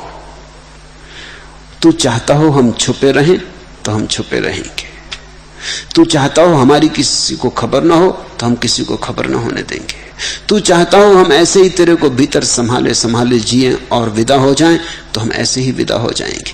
तू चाहता हो कि गाएं, तू चाहता हो कि घरों के छप्पर पे चढ़ें और चिल्लाएं और सोयों को जगाएं तो हम राजी। मगर अपनी तरफ से तुम कुछ करना ही मत। तुम्हारी तरफ से जो होता है सब गलत ही होता है। तुम बीच से हट जाओ, तुम उसे मार्ग दो।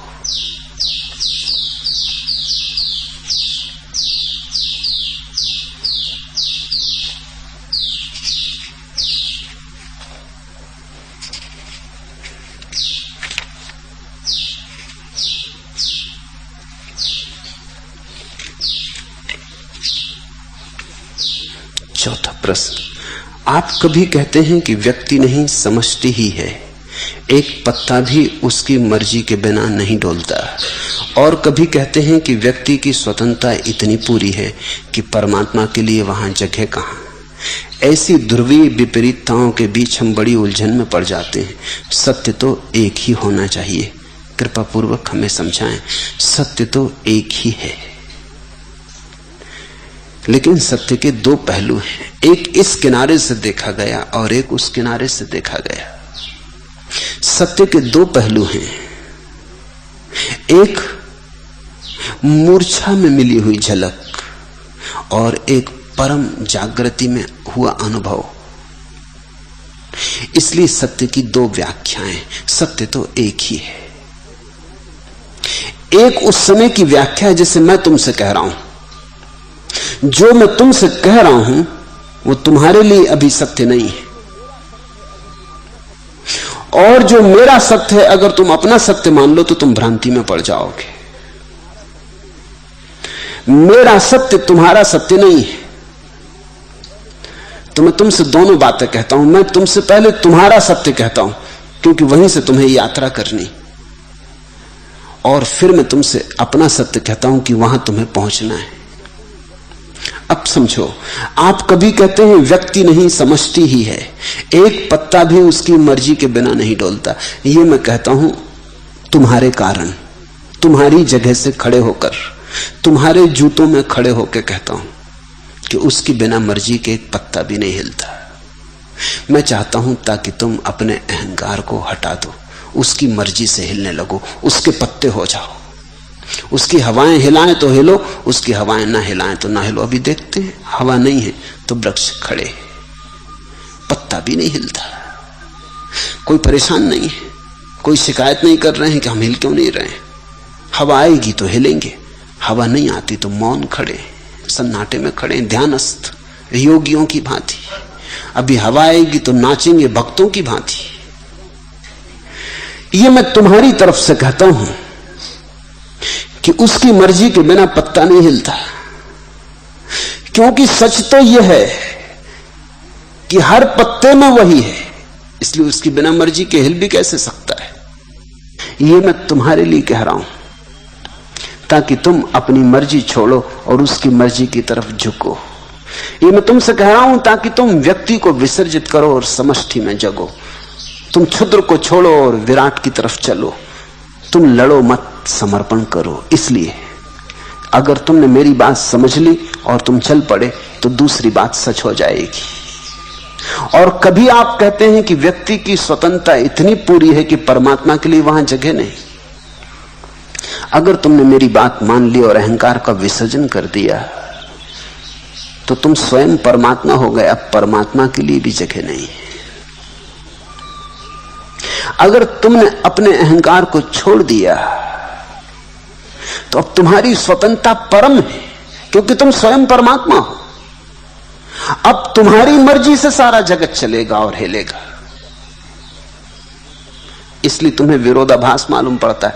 एक दफे मैं कहता हूं तुम्हारी मर्जी से कुछ नहीं होता, उसकी मर्जी के बिना पत्ता नहीं हिलता, और दूसरी दफे मैं तुमसे कहता हूं तुम मालिक हो, तुम सब कुछ हो, तुम ही हो चांतारों को चलाने वाले। स्वामी राम से किसी ने अमेरिका में पूछा कि दुनिया को किसने बनाया? स्वामी ने, राम ने कहा मैंने। चांतारे कौन चलाता है? उन्होंने कहा मैं चलाता हूं। जो पूछ रहा था उसने कहा कि क्षमा करें, आप जरा बड़ी विक्षिप्त सी बात कह रहे हैं। आप नहीं थे तब कौन चलाता था? राम ने कहा ऐसा कभी हुआ ही नहीं कि मैं न रहा हूं। आप मरेंगे कि नहीं? उस आदमी ने पूछा। राम ने कहा ऐसा कभी हुआ ही नहीं कि मैं मरा हूं या मर सकूं। कठिनाई क्या हो रही? दोनों के बीच दो अलग भाषाओं में बात हो रही। वो आदमी देख रहा है राम का रूप, आकार, ये देह, ये व्यक्ति, और राम बात कर रहे हैं उसकी, जहां ना कोई व्यक्ति है, ना रूप, ना कोई देह। आखिर राम ने कहा कि सुनो जी, तुम समझ नहीं पा रहे, मैं राम के संबंध में नहीं कह रहा हूं। मैं ये नहीं कह रहा हूं कि राम के चलाए चांतारे चलते हैं, कि राम ने बनाई दुनिया, मैंने बनाई। मैं राम के पार हूं। जब मंसूर को सूली लगी और उसने घोषणा कर दी अनल हक की कि मैं ही सत्य हूं, तो मुसलमान न समझ पाए, क्योंकि उन्होंने समझा यह आदमी खुदा होने का दावा कर रहा है। मुसलमानों ने तो पहली ही बात पकड़ रखी कि उसकी मर्जी के बिना पत्ता नहीं हिलता। वो दूसरा वक्तव्य ख्याल में नहीं है। जब पहली बात पूरी हो जाती तो दूसरी भी घटती है। जब तुम अपने को बिल्कुल खो देते हो तो वही बचता है। तो जब मंसूर ने कहा अनल हक, मैं सत्य हूं, मैं ब्रह्म हूं, तो वो क्या कह रहे हैं? वो ये कह रहे हैं कि मंसूर तो अब बचा नहीं, अब ब्रह्म ही बचा। अगर मंसूर ने ये बात भारत में कही होती तो कोई सूली न चढ़ाता। हमने पूजा की होती सदियों तक, उनके पैरों पर फूल चढ़ाए होते। हम कहते ये तो उपनिषद का सार है, अहम ब्रह्मास्मि, मैं ब्रह्म हूं। ये दो वक्तव्य विपरीत नहीं, विपरीत दिखाई पड़ते। एक वक्तव्य है तुम्हारी जगह से क्योंकि अहंकार छोड़ना है, और एक वक्तव्य है उस जगह से जहां अहंकार बचा नहीं। जहां अहंकार नहीं बचा वहां तो सिर्फ परमात्मा ही बचा। इतना अकेला परमात्मा बचा कि अब परमात्मा यह भी क्या कहे कि परमात्मा है। किससे कहना, किसको कहना, किसके बाबत कहना। इसलिए तो महावीर ने कहा अप्पा सो परमप्पा, आत्मा ही परमात्मा हो जाती, कोई और परमात्मा नहीं है। इसमें कुछ ईश्वर का विरोध नहीं है, हिंदू गलत समझे, ये तो उपनिषद का सार है। इसलिए तो बुद्ध ने यह भी कह दिया कि न परमात्मा है न आत्मा, क्योंकि इन दोनों में तो द्वंद्व मालूम होता है कि दो है। इसलिए बुद्ध ने कहा जो है उस संबंध में मैं कुछ कहूंगा ही नहीं, जो नहीं है बस उसी तक अपने वक्तव्य को रखूंगा, ना आत्मा है ना परमात्मा है। फिर जो है उस संबंध में कुछ भी ना कहूंगा। वो तुम इन दोनों को छोड़ दो और जान लो। बुद्ध को हिंदुओं ने समझा कि नास्तिक है। नहीं, ये आस्तिकता की आखिरी घोषणा है, इससे ऊपर कोई घोषणा हो नहीं सकती। कठिनाई इसलिए खड़ी होती है कि बुद्ध पुरुषों को दोनों ही वक्तव्य देने पड़ते हैं। एक तो वक्तव्य तुम्हारी तरफ से, क्योंकि वहां से यात्रा शुरू होनी, तुम वहीं से तो चलोगे ना जहां तुम खड़े हो। लेकिन अगर वक्तव्य यहीं समाप्त हो जाए तो फिर तुम पहुंचोगे कहां, चलते ही थोड़ी रहोगे, कहीं पहुंचना है। तो दूसरा वक्तव्य है, एक साधक के लिए है, एक सिद्ध के लिए। ये जो अष्टावक्र की गीता है ये सिद्धावस्था का अंतिम वक्तव्य है। इसमें साधना की जगह ही नहीं है, इसमें साधक के लिए कोई बात ही नहीं कही गई है। ये सिद्ध की घोषणा है, ये सिद्ध का गीत है। इसलिए मैंने इसको महागीता कहा है। कृष्ण की गीता में अर्जुन का ध्यान है, अर्जुन की तरफ से बहुत बातें कही गई हैं। धीरे धीरे धीरे धीरे अर्जुन को समझा समझा के यात्रा पर निकाला गया है। कृष्ण की गीता अर्जुन को समझाने बुझाने में लगी कि अर्जुन किसी तरह नाव पे सवार हो जाए, दूसरे तट की तरफ चले। कहीं कहीं बीच में थोड़े बहुत दूसरे तट के इशारे, जहां कृष्ण कहते हैं सर्वधर्मान परित्यज्यम मामेकम शरणम व्रज, सब छोड़ मेरी शरण आ, वहां वो दूसरे तट की घोषणा कर रहे हैं। वहां वो ये नहीं कह रहे हैं कि तू कृष्ण की शरण आ,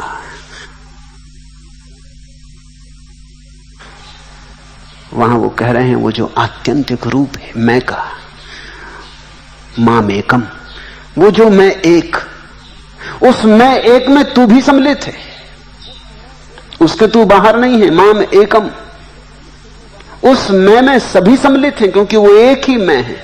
ये बहुत मजे की बात है। तुम्हारा नाम राम, किसी का नाम विष्णु, किसी का नाम रहीम, किसी का नाम रहमान, लेकिन तुमने देखा सब आदमी भीतर अपने को सिर्फ मैं कहते। सब, रहीम भी कहता है मैं, राम भी कहता है मैं, विष्णु भी कहता है मैं, रहमान भी कहता है मैं मालूम होता है सबके भीतर का सार्वभौम सत्य है। जब कृष्ण कहते हैं माम एकम शरणम व्रज, तो वो ये कहते हैं कि इस मैं, इस एक मैं, यही तो ब्रह्म है, यही तो परम सत्य है। इस एक की शरण आ जा और सब छोड़। ये दूसरे तट की घोषणा है। लेकिन कहीं कहीं घोषणाएं, जनक और अष्टावक्र के बीच जो महागीता घटी उसमें साधक की बात ही नहीं है, उसमें सिद्ध की ही घोषणा है, उसमें दूसरे तट की ही घोषणा है। वो आत्यंतिक महागीत है, वो शुद्ध पुरुष का गीत है जो पहुंच गया, जो अपनी मस्ती में उस जगत का गान गा रहा, स्तुति कर रहा। इसीलिए तो जनक कह सके अहो अहम नमो मह्यम। अरे आश्चर्य, मेरा मन होता है मुझको ही नमस्कार कर लूं। अब इससे ज्यादा उपद्रव की बात सुनी कभी? मुझको ही नमस्कार कर लूं, अपनी ही पूजा कर लूं, अपनी ही अर्चना कर लूं, नैवेद्य चढ़ा दूं। ये दूसरे तट की घोषणा है। जब भी मैं तुमसे कुछ कह रहा हूं तो दोनों बातें ध्यान में हैं। तुम्हारा अर्जुन होना मैं भूलता नहीं, क्योंकि वो भूल जाऊं तो तुम्हें कोई लाभ ना होगा। इसलिए अष्टावक्र की महागीता से कोई बहुत लाभ नहीं हुआ, क्योंकि सिद्ध पुरुष की वाणी है। ये तो जब सिद्ध कोई होगा तो समझेगा, लेकिन सिद्ध होगा कोई तब समझेगा ना। इसमें साधक की यात्रा नहीं है, ये तो मंजिल की बात है, इसमें साधन की कोई बात ही नहीं है। कृष्ण की गीता से ज्यादा लाभ हुआ, क्योंकि उसमें साधक की बात है। कृष्ण की गीता पर अगर तुम चलोगे तो किसी दिन अष्टावक्र की महागीता पर पहुंचोगे। मैं तुम्हारा ध्यान रखता हूं कि तुम कहां खड़े हो, तो कभी तुम्हारी तरफ से बोलता हूं, लेकिन सदा तुम्हारी तरफ से नहीं बोलता। मुझे अपने साथ भी तो न्याय करना चाहिए। कभी कभी अपनी तरफ से भी बोलता हूं, मुझ पे भी तो दया करो। इन दोनों के बीच तुम्हें कभी कभी विरोध मालूम पड़ेगा, लेकिन वो आभास है।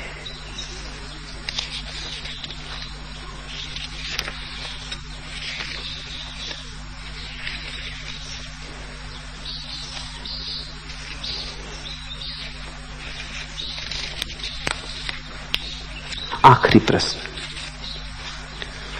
शरीर पर गेरुआ और गले में माला देखकर लोग प्रश्न ही प्रश्न पूछते रहते। वे मुझसे मेरे गुरु का प्रमाण भी मांगते। ऐसे प्रश्नों के सामने क्या करना चाहिए? मुझे चुप रह जाना चाहिए या कुछ कहना चाहिए? कोई नियम बनाने की जरूरत नहीं, परिस्थिति पर निर्भर करेगा। अगर पूछने वाला कुतूहलवश पूछ रहा हो तो चुप रह जाना चाहिए। अगर जिज्ञासावश पूछ रहा हो तो कुछ कहना चाहिए। अगर मुमुक्षावश पूछ रहा हो तो सब जो जानते हो उंडेल देना चाहिए। परिस्थिति पर निर्भर करेगा। इसलिए मैं तुम्हें कोई ऐसा सीधा आदेश नहीं दे सकता कि बोलो या चुप रहो। मैं तो तुम्हें सिर्फ निर्देश इतना दे सकता हूं कि पूछने वाले की आंख में जरा देखना। अगर तुम्हें लगे मात्र कुतूहल है, बचकाना कुतूहल है, तो चुप रह जाना। तुम्हारे चुप रहने से लाभ होगा, क्योंकि कुतूहल तो खाद जैसा है, खुजलाने से समाप्त थोड़ी होता, और चमड़ी छिल जाती और घाव हो जाता। तुम चुप ही रह जाना। लेकिन कोई अगर जिज्ञासा से पूछे, ऐसा लगे कि निष्ठावान है, साधक है, पूछता है इसलिए कि शायद मार्ग की तलाश कर रहा है, तो जरूर कहना। और अगर लगे मुमुक्षु है, ऐसे ही जिज्ञासा बौद्धिक नहीं है, प्राणपण से खोजने में लगा है, जीवन को दांव पे लगा देने की तैयारी है, तो अपने हृदय को पूरा खोल के रख देना। मैं तुमसे इतना ही कह सकता हूं कि कोई सूत्र पकड़ के चलने की जीवन में जरूरत नहीं है, क्योंकि परिस्थिति रोज बदल जाती। अगर जड़ सूत्र को पकड़ लिया तो बहुत अड़चनें खड़ी होती हैं, कुछ का कुछ होता रहता है। ज़ैन फकीरों की पुरानी कहानी है। दो मंदिर थे एक गांव में, दोनों मंदिरों में पुराना झगड़ा था। झगड़ा इतना था कि मंदिर के पुजारी एक दूसरे से बोलते भी नहीं थे। दोनों पुजारियों के पास दो छोटे बच्चे थे जो उनके लिए सब्जी खरीद लाते और कुछ सेवा टहल कर देते। उन पुजारियों ने कहा उन बच्चों से कि तुम भी आपस में बोलना मत, रास्ते में कहीं मिल जाओ। बच्चे बच्चे हैं। उनको बता दिया कि हमारी झगड़ा बहुत पुराना है, हजारों साल से चल रहा है। उस मंदिर को हम नरक मानते। उस मंदिर के बच्चे से बोलना मत, बातचीत मत करना। लेकिन बच्चे तो आखिर बच्चे, रोकने से और उनकी जिज्ञासा बढ़ी। पहले मंदिर का बच्चा एक दिन खड़ा हो गया बाजार में। जब दूसरे मंदिर का बच्चा आता था तो उसने दूसरे मंदिर के बच्चे से पूछा, कहां जा रहे हैं? तो उस बच्चे ने कहा, सुनते सुनते वो भी ज्ञानियों की बातें ज्ञानी हो गया था। उसने कहा, जहां हवा ले जाए। पहला बच्चा बड़ा हैरान हुआ कि अब बात कैसे आगे चले, हवा ले जाए, अब तो सब बात ही खत्म हो गई। वो बड़ा उदास आया। उसने अपने गुरु को कहा कि भूल से मैंने उससे बात कर ली, उससे मैंने पूछ लिया कहाँ जा रहे, आपने तो मना किया था, मुझे क्षमा करें, लेकिन मैं बच्चा ही हूं। मगर वो सच में आदमी उस मंदिर के बड़े गड़बड़ है। मैं तो सीधा साधा सवाल पूछा, वो बड़ा अध्यात्म झाड़ने लगा। वो बोला जहां हवा ले जाए, और चला भी गया हवा की तरह। गुरु ने कहा मैंने पहले ही कहा था कि वो लोग गलत है, अब तू ऐसा कर, कल उससे फिर पूछना, और जब वो कहे जहां हवा तो कहना अगर हवा ना चल रही हो तो फिर क्या करोगे। वो बच्चा गया दूसरे दिन, उसने पूछा कहां जा रहे, उस बच्चे ने कहा जहां पैर ले जाएं। अब बड़ी मुश्किल हो गई, अब जहां पैर ले जाएं, वो तो बंधा हुआ उत्तर लेके आया था, फिर लौट के आया। उसने कहा कि वो तो बड़े बेईमान हैं, आप ठीक कहते हैं, वो आदमी तो बड़े बेईमान। वो मंदिर के लोग तो बदल जाते, कल बोला जहां हवा ले जाए, आज बोला जहां पैर ले जाए। गुरु ने कहा मैंने पहले ही कहा था, उनकी बातों का कोई भरोसा ही नहीं, उनसे शास्त्रार्थ हो ही नहीं सकता। कभी कुछ कहते कभी कुछ कहते, जैसा मौका देखते, अवसरवादी है। तो तू ऐसा कर, कल तैयार रहे, अगर वो कहे जहां हवा ले चले तो, अगर कहे जहां पैर ले जाएं तो कहना भगवान ना करे कहीं अगर लूले लंगड़े हो गए। फिर वो गया, अब दो उत्तर उसके पास थे। उसने फिर पूछा कहां जा रहे, उस लड़के ने कहा सब्जी खरीदने।